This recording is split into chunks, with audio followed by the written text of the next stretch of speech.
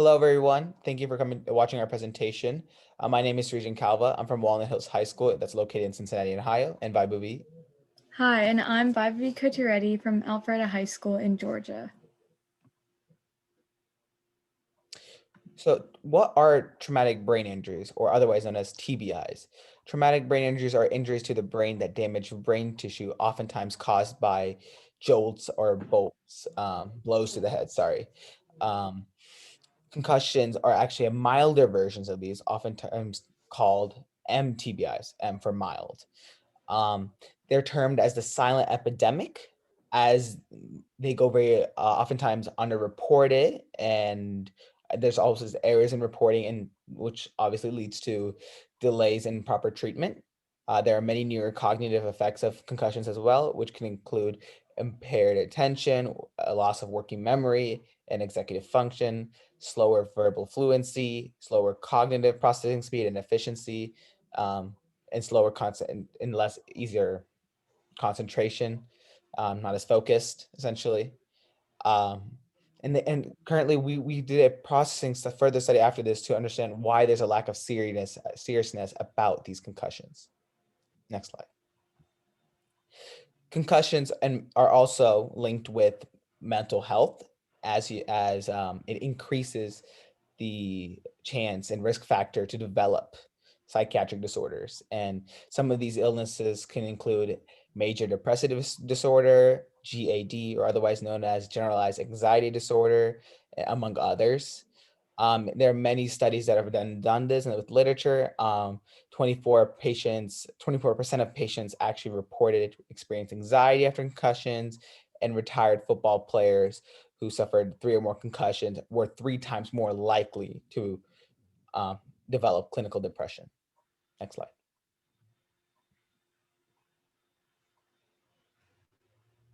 So there have been many studies that have studied gender differences between concussion experiences and also concussion knowledge, and they've found that females involve more drowsiness and sensitivity to noise when they experience concussions, and they usually perform worse on visual memory tasks and are more likely to experience cognitive impairment.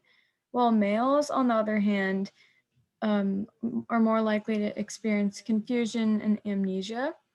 And not only do these symptoms differ between males and females, but their knowledge differences have slight differences as well. So, female high school athletes had similar SRC symptom knowledge, but they're more likely to report their concussion symptoms to authority figures. And this is where the major difference comes in because males are more reluctant to report their concussions. Next slide.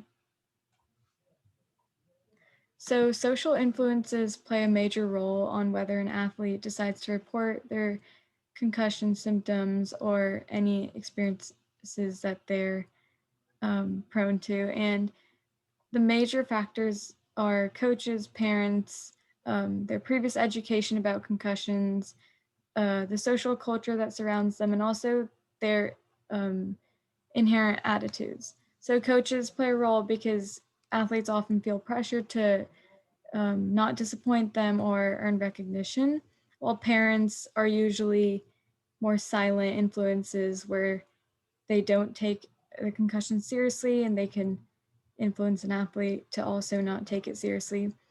Education, however, is an interesting factor because preseason knowledge does not necessarily indicate greater reporting tendencies. And the social culture and attitudes that surround an athlete also influence whether they're more or less likely to report their concussions. Next slide. So in response to these our studies and research, we decided to um, just conduct a follow-up survey, study to the one conducted by Ms. Abby Hutton, who conducted this as her senior thesis at Bethel.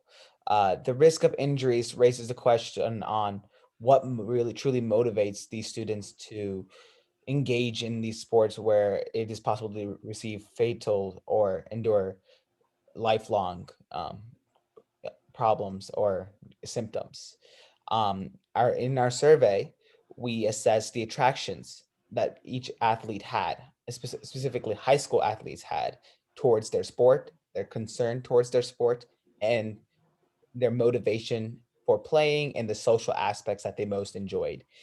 These surveys questions ranged on a scale from 1 to 7 to um, accurately record their value. As you can see, there were 75 participants total, 36 were from Walnut Hills, 34 from Newton High School, and 5 from Alpharetta High School. Um, and then we also performed analysis of our data afterwards. Next slide. So, as mentioned, the attractions that athletes felt towards their sport were measured um, through the survey questions. And some of these questions asked about areas concerning whether the athlete enjoyed the thrill of their sport, such as the competition and the crowd support, or the importance of their team bonds or coach bonds, and also the leadership that they were given a chance to exhibit while playing the sport. And their responses were added together to determine the total attractions of participating. So, what we see here on this graph is accounts versus attractions chart. And you can see that the distribution is relatively symmetrical and even. And the main point to note here is that it's centered at around 22.2 as the attraction score, and there are no outliers. So next slide. As you see here, this graph models the concerns that the athletes felt. And so these concerns were also measured through survey questions that asked about whether whether the athlete was concerned about impacts on their brain and body health, or interruptions to learning, or the time commitment that they were simply required to dedicate to their sport. And this graph here shows the concerns modeled, and it's seen that there's a relatively skewed distribution to the right. And it's important to note that the center is at about a score of 12.9 for the concerns. Next slide.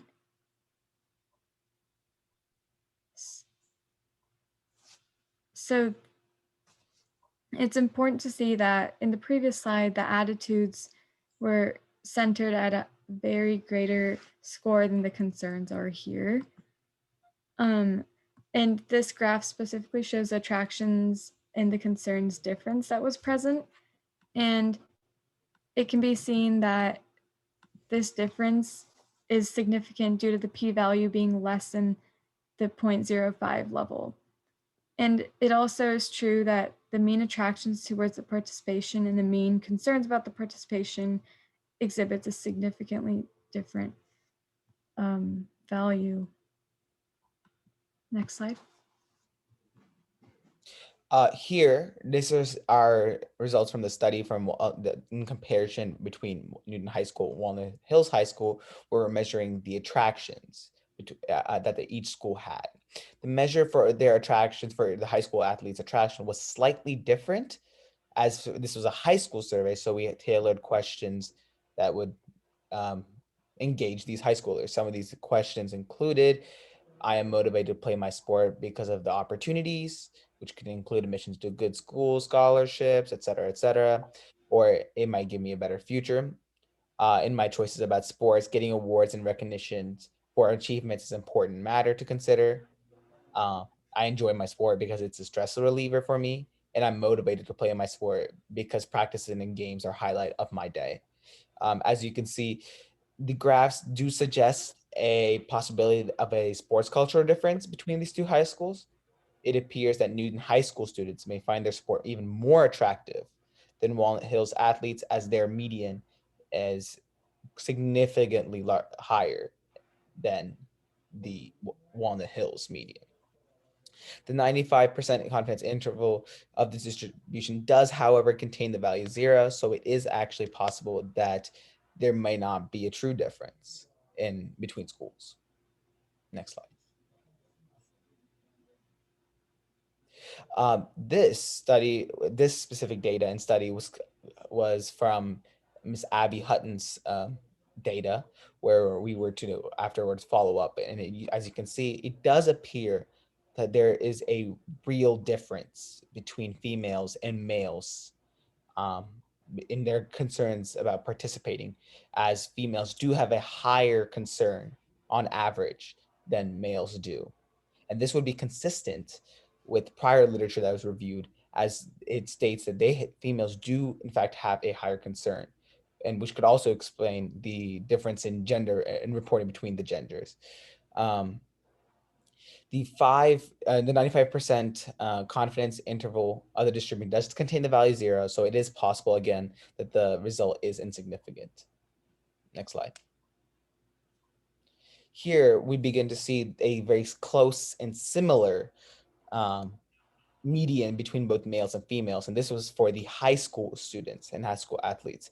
The medians are very similar, which, in contrasting with the slide before, college students, it appears that females had a higher concern to the sport. So this may suggest that this gap or difference in concern results after high school.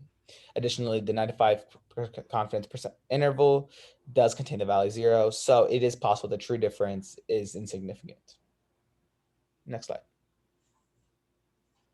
So to conclude, an area that was interesting um, that was found in this study as compared to Abby Hutton's previous study was that previous studies have found that females are more likely to engage in reporting behaviors and also exhibit greater concerns about their concussions. So this could point to the possibility that women may be more knowledgeable than men due to sex differences that arise from their maturity levels. And although there weren't any differences between the high school sample, some of the differences were suggested in Abby Hutton's college study, which again points to the possibility of maturity playing roles, especially between the transition of high school to college. Overall, many athletes face the risk of suffering from concussions while participating in various sports, but the level of the seriousness they show varies due to different factors. And these factors also influence the athletes' attitudes about their participation and the risks that they may be prone to. Um, and many of these influences lie in their coaches, peers, their social environment, and how educated they were previously. Such influences could also have a beneficial impact on creating increased awareness and stronger sense of caution among the athletes, which could possibly lower the risk of concussions at especially such a young age. Understanding the influences that shape these mindsets of the athletes, as seen in our study where their attractions were much greater than their concerns, which this could provide the foundation for interventions to increase athlete safety. Targeting the main source of these negligent attitudes and presenting information in a forum that's likely to be taken seriously could allow for more successful interventions and also allow for the mental health of athletes to improve, especially as they could recognize these sources of danger and also identify the risks before they sustain a serious injury. Next. These were the references that were mentioned and cited throughout the presentation. And finally, we would like to thank Dr. Krabiel and Abby Hutton for their guidance throughout this project. They have spent a lot of time and dedicated their effort to developing our understanding of the topic. And this project was conducted after our participation in the Bethel College Summer Science Institute, which was an enriching summer program that introduced us to various science fields, including psychology, biology, chemistry, and it's open to high schoolers of all ages. Thank you so much for joining and watching our video. We really hope you learned something new today. And yeah, that's it.